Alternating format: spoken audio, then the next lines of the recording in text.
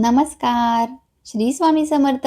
पुन्हा एकदा आजच्या नवीन व्हिडिओमध्ये सगळ्यांचं मनापासून स्वागत करते. दिव्याच्या ज्योतीमुळे भौतिक आणि मानसिक अंधकार तुमच्या जीवनातील दूर हो. नकारात्मकता, अज्ञान आणि वाईट शक्तींचा नाश हो. अशा प्रार्थनेसोबत आज दीप अमावस्येला आपण काय करायचं आहे याबद्दल माहिती घेणार आहोत. कारण दिवा दिवा काय करतो? तर दिवा आपल्या आयुष्यामध्ये प्रकाश उजळवण्याचं काम करतो. म्हणूनच खूप महत्त्व आहे या दीप अमावस्येला. येणारी जी दीप अमावस्या आहे, या दीप अमावस्येला तुम्ही काय करायचं आहे आणि कधी सुरू होत आहे? तर सगळ्यात महत्त्वाचं म्हणजे अमावस्या तिथी ही 11 ऑगस्टला सुरू होत आहे रात्री 1:53. पण ही तिथी 12 तारखेला रात्री 11:06 संपत आहे. म्हणूनच दीप अमावस्या आपल्याला 12 तारखेला करायची आहे. म्हणूनच घरातील पितळ, तांबे, चांदीचे जितके असतील तितके सर्व दिवे स्वच्छ करायचे आहेत. ईशान्य किंवा पूर्व दिशेला पाठ चौरंग ठेवून यावरती आपल्याला लाल किंवा पिवळे वस्त्र अंथरून छानशी रांगोळी काढून त्यानंतर हे दिवे ठेवायचे आहेत. दिव्यांमध्ये तुम्ही तेल जे आहे ते तिळाचं तेल किंवा मग मोहरीचं तेल किंवा मग तुपाचे दिवे लावू शकता. गाईची पावलं म्हणजे 33 गोपद्म काढायची ही जुनी परंपरा आहे. गोमातेचा आशीर्वाद विष्णूच्या चरणाचे म्हणजेच विष्णुपदम हे प्रतीक मानलं जातं, अशी परंपरा आहे. म्हणून रांगोळी ही घरामध्ये सुख, शांती, समृद्धी आणते. संध्याकाळी हे सगळे दिवे प्रज्वलित करायचे आहेत. वडीलधाऱ्यांना नमस्कार करायचा आहे आणि आपल्या मुलांना पूर्व दिशेला किंवा उत्तरेला तोंड करून बसवा किंवा ईशान्य दिशेला आणि ही प्रार्थना म्हणायला सांगा. त्यांच्याबरोबर आपणही म्हणायची आहे ही प्रार्थना. कारण आपण देवासमोर तेल किंवा तुपाचा दिवा लावतो, त्याचा सात्विक प्रकाश अंधार दूर करतो. म्हणूनच नजरेलाही आपल्या सुखद आणि पवित्र असा वाटणारा हे मांगल्याचे प्रतीक असा दीप अमावस्येचा सण म्हणजेच आषाढ अमावस्या. या दिवशी दिव्यांची प्रार्थना ही करणे खूप गरजेची आहे. कारण दिवे आपल्याला वर्षभर आता या कलियुगामध्ये अनेक प्रकारचे दिवे निघालेले आहेत, तरी देखील आपण देवासमोर हा तेलाचाच दिवा लावतो, तुपाचाच दिवा लावतो. यामागे खूप महत्त्व आहे. अग्नितत्व यामध्ये प्रकट होतं आणि अग्नितत्वाद्वारे आपल्या अनेक इच्छा आपण भगवंताच्या चरणी अर्पण करण्यासाठी दुवा म्हणून या दिव्याचा वापर करतो. म्हणूनच इतक्या दिवसांनी आपण जी वर्षभर केलेली सेवा आहे त्याप्रती कृतज्ञता म्हणून दिव्यांना आज ओवाळलं जातं, दिव्यांची पूजा केली जाते, आभार मानले जातात. विशेष पुण्य असं यामुळे आपल्या पदरात पडतं. त्यासाठीच आता सगळ्यात पहिल्यांदा काय करायचं आहे, तर सगळं घर स्वच्छ करायचं आहे. उंबरठा लेपन वगैरे करून, आपली देवपूजा वगैरे करून संध्याकाळच्या वेळेला किंवा सकाळी जसं तुम्हाला जमणार आहे त्याप्रमाणे एका पाटावरती दिवे वगैरे जे आहेत ते साफ करून, वस्त्र अंथरून दिव्यांची मांडणी करायची. प्रथम एका तांदळावर सुपारीची मांडणी करा गणपती बाप्पांसाठी किंवा देवालयात गणपतीची पूजा केली असेल तर काही गरज नाहीये. पण एक श्रद्धेच्या रूपाने सुपारीचं प्रतीक म्हणजे गणपती बाप्पांची पूजा करून दिवे प्रज्वलित करायचे आहेत.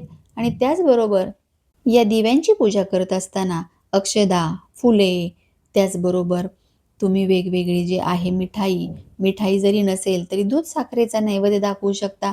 काही ठिकाणी लाह्यांचा, ज्या ज्वारीच्या वगैरे लाह्या असतात त्यांचा गुळाचा नैवेद्य दाखवला जातो. शुभं करोति कल्याणम ही प्रार्थना म्हटली जाते. आणि कणकेचे दिवे अनेक ठिकाणी बनवले जातात किंवा ओल्या मातीचे दिवे देखील अनेक ठिकाणी बनवले जातात. मग पंचोपचार पूजन करून त्याचबरोबर उकडलेले जे दिवे आहेत कणकेचे बनवलेले ते मांडतात आणि त्याचा देखील नैवेद्य दाखवतात आपल्या दिव्यांना. मग त्या दिव्यांमध्ये तेल वात घालून प्रज्वलित करतात. यानंतर आपल्याला गोडाचा नैवेद्य ठेवायचा आहे, जो मी तुम्हाला सांगितलेला आहे. आणि मग कणकेचे जे दिवे आता आपण बनवलेले आहे त्या दिव्यांनी देखील आपल्याला ओवाळायचं आहे आपल्या मुलांसाठी. हो, आपल्या मुलांसाठी. मग या कणकेच्या दिव्यांची सर्वप्रथम पूजा करून घ्यायची. हळदी कुंकू लावायचं, अक्षदा फुलं अर्पण करायची. त्यानंतर आपल्या मुलांना पूर्व दिशेला किंवा उत्तर दिशेला तोंड करून बसायला सांगायचं आहे आणि या दिव्यांना हात जोडून प्रार्थना करायची आहे. दिव्यांचं ताट आहे ते देखील हातात घेऊन प्रार्थना करू शकता. की ही संस्कृतमध्ये आहे ही जी प्रार्थना आहे, पण एकदम सोप्या भाषेत सोप्या पद्धतीने मी कशी प्रार्थना करते तर मी या प्रकारे म्हणते, हे दीपदेवा, तू सूर्यासारखा व अग्नीसारखा तेज आहेस. तेजामध्ये तू सर्वोत्तम आहेस. माझ्या पूजेचा स्वीकार कर. माझ्या इच्छा तू पूर्ण कर. घरातील इडापिडा नष्ट कर. रोगराई नष्ट कर. घरातील सर्वांचं जे आयुष्य आहे ते दीर्घायुष्य होऊ दे आणि प्रत्येकाच्या आयुष्यातील अंधकार दूर करून प्रत्येकाला यशाचा, ज्ञानाचा, आरोग्याचा प्रकाश दाखव. असं करत पाया पडायचं आहे. दिव्यांना नैवेद्य दाखवायचा आहे. आता हा नैवेद्य दाखवत असताना आपल्याला दूध साखरेचा नैवेद्य दाखवू शकता. अनेक ठिकाणी ज्वारीच्या लाया, गुळाचा नैवेद्य दाखवला जातो.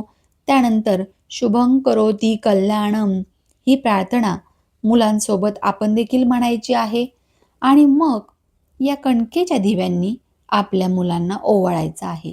आता इथे कोणत्याही प्रकारचा भेदभाव न करता मुलगा असो किंवा मुलगी हे दोघेही आपल्या घराण्याचा प्रकाश असतात.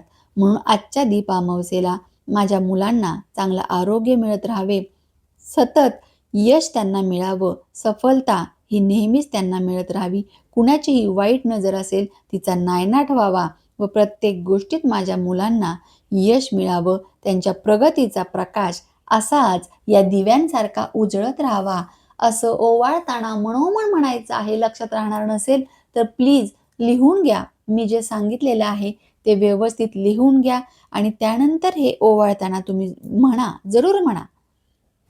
कारण जेव्हा मनापासून आपण एखादी प्रार्थना करतो, आपल्या मुखातून ह्या शब्द लहरी निघतात, तेव्हा ती कंपनं त्या दिव्याद्वारे परमेश्वराजवळ जातात आणि तुम्हाला आशीर्वाद हा निश्चितच मिळतो. तर आजच्या दिवशी अशा प्रकारे दिव्यांची पूजा करून आपल्या मुलांना जरूर ओवाळायचं आहे. यासोबतच पतीला आता जवळपास तुमच्या सासूबाई वगैरे नसतील किंवा पतीसाठी मग कोण ओवाळणार, तर तुम्ही तुमच्या पतीला ओवाळायचं आहे, औक्षण करायचं आहे, तिलक वगैरे लावायचं आहे मुलांना देखील, पतीला देखील आणि त्यानंतर ही सगळी प्रार्थना तुम्ही तुमच्या पतीसाठी देखील म्हणायची आहे. आणि त्यानंतर हे कणकेचे दिवे तुम्हाला तुमच्या अंगणामध्ये ठेवायचे आहेत तुळशीजवळ. तुळशीजवळ हे दिवे ठेवायचे आहेत. त्यानंतर आपल्या मेन डोअरमध्ये तुम्ही दिवा अजून प्रज्वलित केला नसेल, तर ते ज्या दिव्यांची पूजा केली आहे त्यातील एक दिवा घेऊन मेन डोअरपाशी ठेवायचा आहे, मुख्य प्रवेशद्वाराजवळ. त्यानंतर किचन आपले अन्नपूर्णा माता आहे तिथं किचनमध्ये ठेवायचं आहे. याचबरोबर आग्नेय दिशेला एक दिवा तुपाचा लावायचा आहे. अशा प्रकारे संपूर्ण पूजा ही समाप्त होते. मनोभावे नमस्कार करून काही चुकलं असेल त्यामागे क्षमा मागायची आहे आणि देवा माझ्या पूजेचा स्वीकार कर अशी मनोमन प्रार्थना करायची आहे.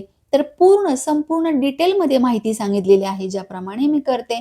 त्यामुळे व्हिडिओ आवडलाच असेल अशी अपेक्षा नक्की करते आणि व्हिडिओला जाता जाता एक लाईक करा. कारण तुमची लाईक करण्यामुळे अनेक जणांपर्यंत ही माहिती पोहोचायला मदत होते. कळत नकळत तुमचा सहभाग मिळतो आणि अशाच इंटरेस्टिंग माहितीसाठी आजच सबस्क्राईब करा. जरी तुम्हाला आज माहिती महत्त्वपूर्ण वाटली नाही तरी भविष्यात अनेक अशा गोष्टी आहेत ज्यावर आपण चर्चा करत असतो. चला तर मग पुन्हा भेटूया नवीन माहितीसोबत. तोपर्यंत सर्वांना श्री स्वामी समर्थ.